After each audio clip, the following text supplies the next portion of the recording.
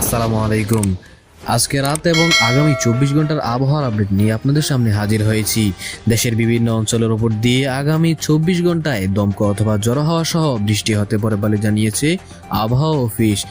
আজ বুধবার সন্ধ্যা 6টা থেকে পরবর্তী 120 ঘন্টা বা 5 দিনের আবহাওয়ার পূর্বাভাসে এই তথ্য জানানো হয়েছে। পূর্বাভাসে বলা হয়েছে বুধবার সন্ধ্যা 6টা থেকে বৃহস্পতিবার সন্ধ্যা 6টার মধ্যে ময়মনসিংহ ও সিলেট বিভাগের কিছু কিছু জায়গায় এবং রংপুর, রাজশাহী, ঢাকা, খুলনা, বরিশাল ও চট্টগ্রাম বিভাগের দু এক জায়গায় অস্থায়ীভাবে দমকা অথবা ঝড়ো হাওয়া ও বিদ্যুৎ চমকানো সহ হালকা থেকে মাঝারি ধরনের বৃষ্টি বা বজ্রসহ বৃষ্টি হতে পারে। এই সময় সারা দেশে দিন ও রাতের তাপমাত্রা সামান্য কমতে পারে।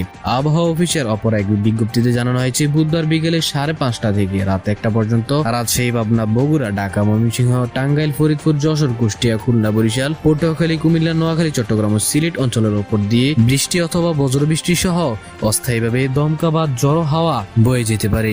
এই সময় পশ্চিম অথবা উত্তর পশ্চিম দিক থেকে ঘন্টায় 45 থেকে 60 কিলোমিটার বেগে ঝড়ো হাওয়া বয়ে যেতে পারে। এসব এলাকার নদী বন্দর সমূহকে 1 নম্বর সতর্ক সংকেত দেখাতে বলা হয়েছে। এই ছিল আজকের আবহাওয়ার আপডেট। পরবর্তী আপডেট পেতে চ্যানেলটি সাবস্ক্রাইব করে সাথে থাকুন।